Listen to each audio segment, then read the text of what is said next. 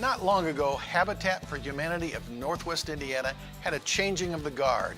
A prominent regional leader stepping aside and an emerging leader stepping up. Stay with us and meet them.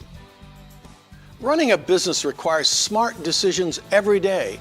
Make a good decision for your company today and reach other businesses by sponsoring Lakeshore Focus. People who watch our show are an active part of the community. They care about their neighborhoods, schools, and their homes. Are these viewers your customers? Well, they should be. To learn about all the benefits of sponsoring Lakeshore Focus, give us a call at 219-756-5656. And instead of seeing my face, you can see your business.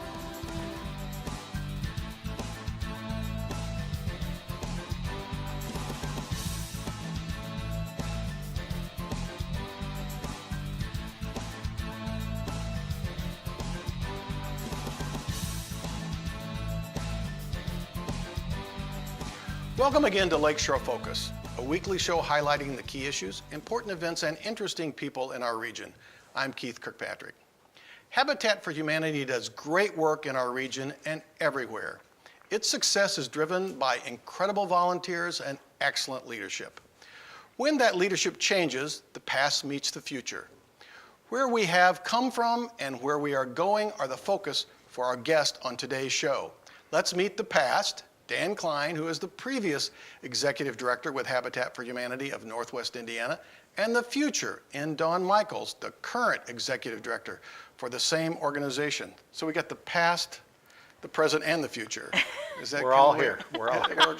Maybe you're both kind of the present, because you're both here, right? We are both present, that is correct. So this is kind of, we got to make sure that people know that you both are professionals, and this is not like a comedy show, the Dan and Dawn show, right? Well, that's correct. It could be. It could be. I might need another line. Wouldn't sell a lot of tickets, though. So, Dan, you were in this position like how long? I was in my 10th year. 10th year. And you came on board? 2.5 years ago, Dan hired me as the development director. Yes. And then you stepped into that role then fairly recently then, right? Correct. Okay. Yes. So, well, I want to tell you how far I go back with it because I dug through my actually dirty clothes and brought my T-shirt from, I'll let our viewers see, the 50,001st build, which was done in Gary, Indiana. So this was a pretty, how long ago was this? Maybe you guys should see the shirt. Oh, a long time ago. How old are you? How old am I? 2003, so this is not that long ago. But I'm sorry that the shirt looks a little dirty, but it tells you that I still continue to try to do things with my shirt. My wife asked me to throw all my old ones out. Oh, well, that doesn't happen in our house, obviously. I think that's a relic, you know. Can I put that in the archives after I decide I don't want to wear it anymore? Send it to Atlanta. They can do something with They it. probably already got one. But that's pretty incredible that the 50,001st house was built here in Northwest Indiana. So where are we at in the U.S. roughly now? How many are we at? We're well over 100,000 homes in the U.S. So, and this organization was founded when? 1976 was when our Northwest Indiana affiliate was chartered, which was shortly after Habitat International started. So if you really think back, it's been around 70 to 2003, so in 23 years they did 50,000, and they've over doubled that in half that time again. So you guys are moving right along. We are. Our affiliate, among 62 others in Indiana, are in the top 10 builders in habitat in the U.S. So Indiana is one of the top 10 habitat builders out of all the United States affiliates. We should be proud of that. It's excellent. Yes, absolutely. How many volunteers, I mean, just roughly in Lake County, I think you guys primarily focus on Lake County, right? Correct. So about how many volunteers are engaged in this? Is there a number you use, Dawn? You could even make one up, I don't care. Well, I think that based upon, I don't think volunteers would be a good number. I think volunteer hours is a better number. Volunteer hours entails the restores along with the construction builds.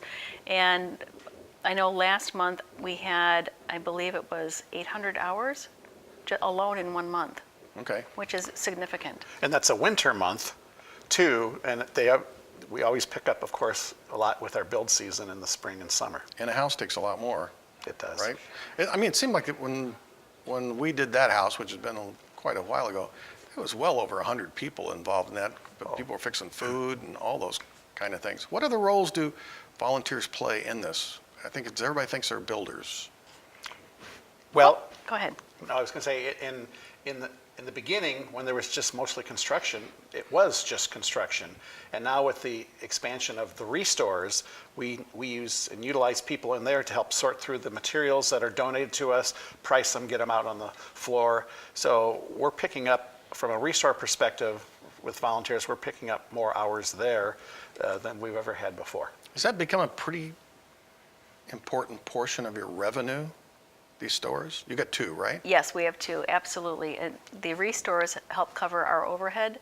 The wonderful thing about the restores, when people donate to us, they don't necessarily, they didn't want to pay for Dan's salary, believe it or not. Well, I can understand. Well, you're right. I mean, But they I don't. get They it. don't wanna- Donors. Correct. They don't want to donate to us, and they don't want to pay for overhead. So the restore allows us to pay for some of our overhead and then also fund homes, which is absolutely a wonderful thing. It's a great model. Which then when people donate, you can say, that house is going to the wood that goes on here or to the concrete that's being poured. And people Right. like that, right? Right. Yeah, go ahead. They want to see their money go for something solid, not our heating bill or benefits or salary or whatever. They want to see that they're buying a window for this house, or they're buying the doors or cabinets, whatever it might be. So that really gives them a feeling of engagement and know that they're helping somebody, they bought this for this particular house and this particular family. Are there people even around anymore? I mean, you would run into them that don't know what Habitat is? Every day. Really? Every day. There are people that still think that we give homes away, and we don't. We sell a home at a zero interest mortgage, and yet there are still people that have no idea that actually, the partner family is paying a mortgage, and they're back on the tax rolls. I mean, Right. a lot of these places, a lot of these rehabs are back on the tax rolls. So a town and a city should be really excited with, instead of a blighted home, now all of a sudden they're back on the tax rolls, they're paying insurance, and the mortgage is around $500 a month. How much of it is misinformation versus don't know anything about Habitat? Because that's kind of like somebody who knows about Habitat but has a wrong definition of what you do. So what's that balance? I mean, I'm still trying to figure out, is there a lot of people just like, what's Habitat for Humanity? I think a lot of people have heard of Habitat for Humanity, and they know that we build homes. And I think in the last 10 years since I've been engaged, that we've gotten the word out more so that people realize these people are paying taxes. They got skin in the game, and they're not getting something for nothing. They have to help earn it in whatever fashion that may be for the particular family. But I think the word's now getting out there that we're becoming more prevalent with the restores, more publicity, that more and more people are understanding that, hey, this is something that's a great thing, because we're not giving them anything. We're giving them an opportunity to live in a great home, Right. a decent home, and for that they've got to go through the financial peace classes, the home ownership classes. They've got to learn how to change a furnace filter and where the water comes in and how you shut the gas off in the basement or crawl. So they're learning a lot of things that I think is what's changed, and how Habitat is evolved and the families have evolved, and really are better educated to own a home and to make sure they own it forever. And the Habitat partner families in Lake County, we require them 300 sweat equity hours. So they have to work on their home or in the restore or on somebody else's home, not your home, but another partner family home. Darn, I was thinking maybe we could all just get some extra help, but Right. No, but they have to work, they have to put in 300 sweat equity hours. And most people who are buying a house don't put in 300 hours into their own home. in fact, a lot of people who've got money say, I don't want to do anything. I'd like the house to be perfect when I move in. right? Exactly. So Exactly. So the brand is strong. It's still that kind of misinformation that it seems to exist out there about what this is like. Let me ask this question, because you guys share a lot about this is Lake County. Habitat pretty much operates the same way all over the country, correct? I mean, that sweat equity is still required, the screening, the education piece, Yes. all that's the same no matter where. Now, the sweat equity tends to be a little bit different. I think that I've heard that there are other affiliates that require 500 hours. The number would be different, Correct. but they have to require sweat equity. Correct. Our affiliate is chartered through Habitat International, and the charter is the same for all affiliates in the United States. So they might have sweat equity, and they might be more or less than ours, but they have to have certain parameters that they have to meet to be a chartered Habitat affiliate. So I might throw you off with this question because we have a lot of viewers who are in the Chicagoland region. So is Habitat big over in the Chicago area? Are there many multiple affiliates, or how's that organized? Yeah, Do you know? in Chicagoland, they're huge, absolutely. I think they just did a wall build in downtown, I think at Millennium Park. What's a wall build? A wall build, You build a wall, right? No. well, you build all the walls for a house. So whether it's a church or a company, they actually pay. It's basically a fundraiser to build all the homes in a house. And we lay out all the material, all the wood, and kids from 2 years old all the way up to 80-year-old grandparents, they can come out and nail and create the walls, and we take them back. And Dawn was instrumental in really getting this going, since she's been with us, because it's a $5,000 commitment from the organization, whoever that might be. And with that, we'll come out to your parking lot and we'll drop the lumber there, and we'll schedule everything. And in usually 4 hours, they've got all the interior and exterior walls built for the house. All they have to do is take them to the job site and put them up. About 32 walls. That reminded me, I think when we did this, that 50,000 first build, IUM was involved in that. And I think our fundraiser was, we had a wall of wood studs on the campus, and I think people, if you gave $5, you could drive a nail into it. It looked terrible at the end because all these nails were stuck in it, but we raised some money for it, so it was a good way to do it. So it's the same kind of thing. It's amazing how horrible people were at driving a nail. But the $5 helped. But the $5 helped.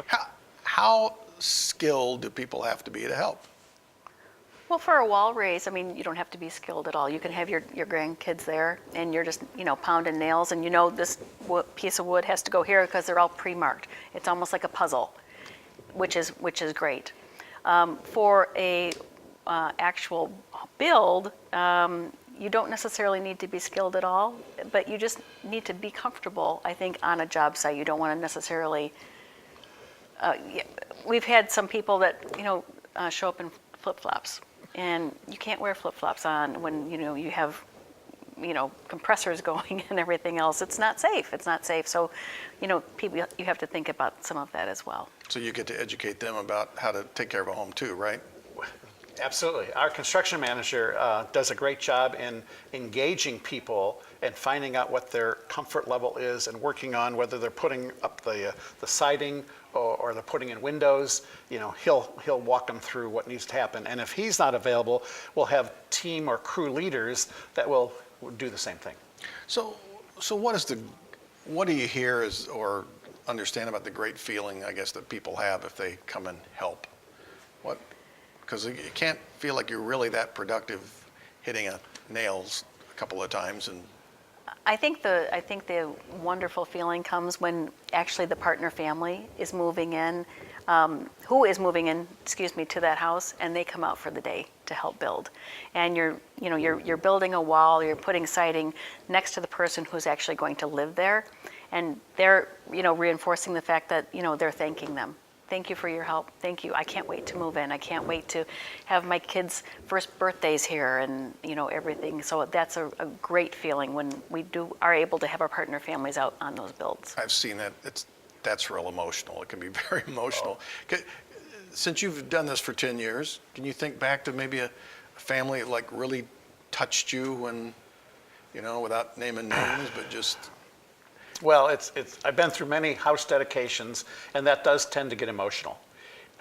We've gotten better with making sure the people who helped are invited and can actually attend, and we've grown those to sometimes there's 100 people at one of these, we just never know, depending on the time of day. But it's a neat experience to watch these people sincerely. When we hand the keys over, we'll leave them talk or let them say a few words, and they get choked up, and it's something that is a life changer for them. And the neatest part about this, Keith, is that there's been studies through Habitat Indiana that they work with Ball State that showed that people that have moved from rental apartments into homes and brought up their children have a higher skill level, higher level of progressing through education process. Wow. And so we have that data, and so we know it's the right thing to do. Not everybody knows that, but it's the neat thing is having the staff walk through our development person, to our family services person, to our volunteer coordinator. Everybody's helping them in some way, shape, or form get to the end goal. And it's neat to see the staff come around them as almost an outside family to get them through everything. There are great statistics that show that there are higher percentages in high school graduations. I mean, 100% higher graduation for college. I mean, huge statistics. So this is a program making a big effect on people. It's not a handout, as they say, right? It's kind of a hand up. I want to talk a little bit about the past and present thing, or the future and past. Dan, in your time, what do you feel like was one of the greatest accomplishments the organization had while you were in a leadership role? Wow, that's a tough one, Keith. Maybe something you're proud of. You know what, just my first year in the position. Now, understand that I was the mayor prior, and I got into this role, and in the first 6 months, I had to take over the reins, and part of the staff had gone, and we had a tornado come through and take down the front building on Ridge Road, and it was just overwhelming, because when all this happened, people stopped paying their mortgages for whatever reason back then. And so we had to get onto a whole new accounting system that everybody could deal with and learn from. And it was the hardest job I think I've ever done in my life. So you were at that point hoping that you could maybe just go back and be mayor again in Crown Point, right? Well, think about it. And that's not an easy job either. No. We're a construction company. We're a retail store. We're a project management firm. We're a social service agency, and we're a mortgage company, because we hold the mortgages. So we're 5 things that need to have some skill level. And when I came into this, I'm not a construction person at all, but it was relying on the people and the board members to help get through this that had the expertise. And so we've progressed to the point now where I felt, after 10 years leaving it to Dawn, we had a lot of processes and policies in place. We have a great board that we're able to reach out to. So I guess if it's that whole process of starting from here, because at one point we were building no homes, and now we're doing 7 homes a year. Wow. That's great. So hearing all that, Dawn, he must have left you with nothing to do, right? Because everything's perfect. That's correct. So I just So basically sit there. You just sit there? So we all know in nonprofits that doesn't even exist. That is true. So what do you see into the future for this organization? What do you hope to accomplish in the next 10 years? Well, so the board has created a strategic plan, and the strategic plan in the next 5 years is to be able to be building up to 10 homes per year. We're currently at 6, very comfortable with 6, and they'd like to increase that to 10, and I think we can do that, absolutely, where we will be building 10 homes per year and serving more families in Lake County. So did you have that time in this transition where, you could share a piece of wisdom with Dawn, like, here's one thing to make sure you never do or always do? Were you able to do that? It was an ongoing process, because when I had decided that I was going to retire, I wanted to make sure it was a smooth transition and not like what I had experienced. So we started with the board, and then, got the board involved, knew that Dawn was a viable replacement providing she was interested at that point in time. And so we looked and systematically went through the process, put a process down, and just started following step 1, step 2, step 3, and it all fell into place. And the best thing about it was a 3-month process. So we knew this was going to happen 3 months ahead, basically, and it took, some things took a little bit longer, but it all worked out. It really did. And we had a backfill Dawn spot, so Dawn was able to do that herself as opposed to having me fill it. So it was just a great, from my perspective, Dawn might feel differently, but I think it went pretty smoothly. Well, in terms of your perspective, so was there something you wanted to say that you walked in to Dan and said, I can't believe you left me stuck with this? No, absolutely not. No, it truly has been almost seamless, which has been wonderful on both of our parts. That I don't have to call him and say, what was this mess that I didn't, envision. I think it's been absolutely wonderful. The transition has been a little bit interesting with myself trying to train and, Your train, replacement. Exactly, right? yes. Yeah, so, and do my job.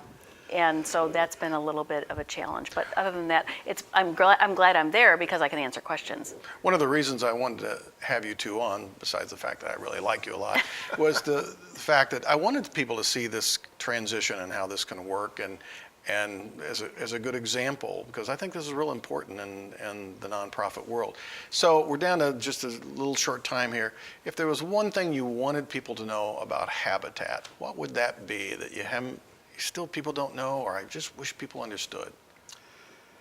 From my perspective, I always thought Habitat was an organization that needed to work with other not-for-profit organizations, because we can't do it all, but we can help Sister Peg at Sojourner Truth, or we can help United Way, or we can help whomever. It's how can we all work together to get the same end result? Because if we're all in the same boat, rowing the same way, we can sure go a lot faster. You've always been that way, a guy who likes to work together and collaborate with people. I've always thought that very highly of you doing that. Thank you. So, what's your thought?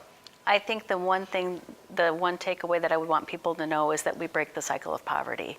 When we are selling a home to a partner family and they are paying taxes and insurance and a mortgage for $500, we are removing them from normally a high rent situation. So if they're paying $900 down to $500, they immediately next month have a $400 disposable income, already been taxed, and they have that disposable income every month for the rest of their working life. That removes the cycle of poverty.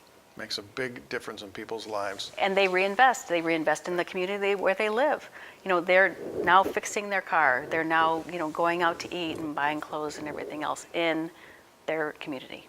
Well, thank you both for being on. I got through the whole show without Dawn sharing any secret from the days we used to work at IUN together. So thank you, Dawn, for not revealing anything.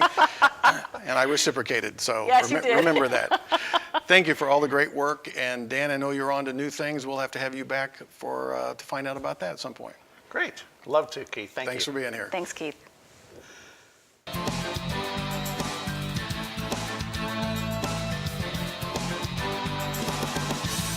I remember the first times I saw places where the living conditions were pretty dismal. The first was a small house in my hometown that I walked by frequently. The outside was completely filled with trash and junk. I assume the inside looked similar, although I never saw it. There was another time when I went to a friend's home. When I stepped inside, it looked as if something had exploded.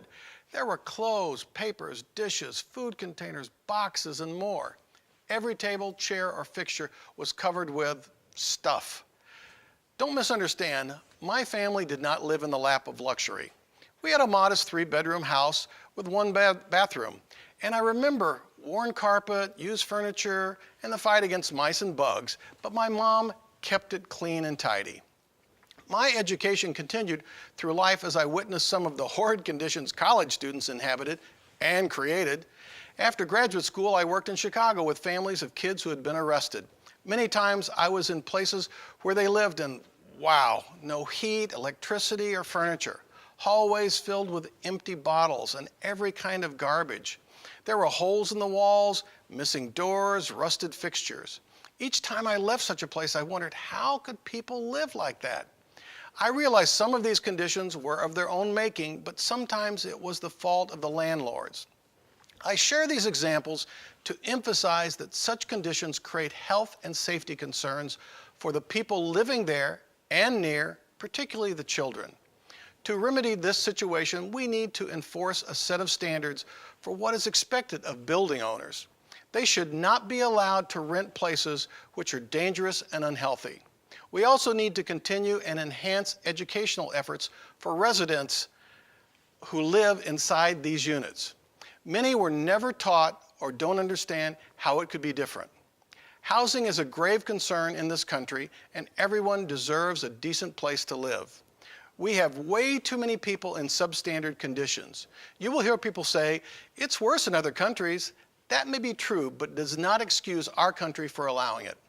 Support efforts where someone is given an opportunity to improve the quality of their life by living in a better place. We appreciate every time you watch us on Lakeshore PBS. Your comments about any of our interviews on Lakeshore Focus are helpful. You can send your thoughts through the website or via email, both listed on your screen right now. Previously aired shows are on our website and YouTube. Tell your friends that you watch Lakeshore PBS and listen to Lakeshore Public Radio. Be sure and join us again next week for another Lakeshore Focus. Until then, I'm Keith Kirkpatrick saying, make a positive difference in our world today. Running a business requires smart decisions every day. Make a good decision for your company today and reach other businesses by sponsoring Lakeshore Focus. People who watch our show are an active part of the community. They care about their neighborhoods, schools, and their homes. Are these viewers your customers? Well, they should be. To learn about all the benefits of sponsoring Lakeshore Focus, give us a call at 219-756-5656. And instead of seeing my face, you can see your business.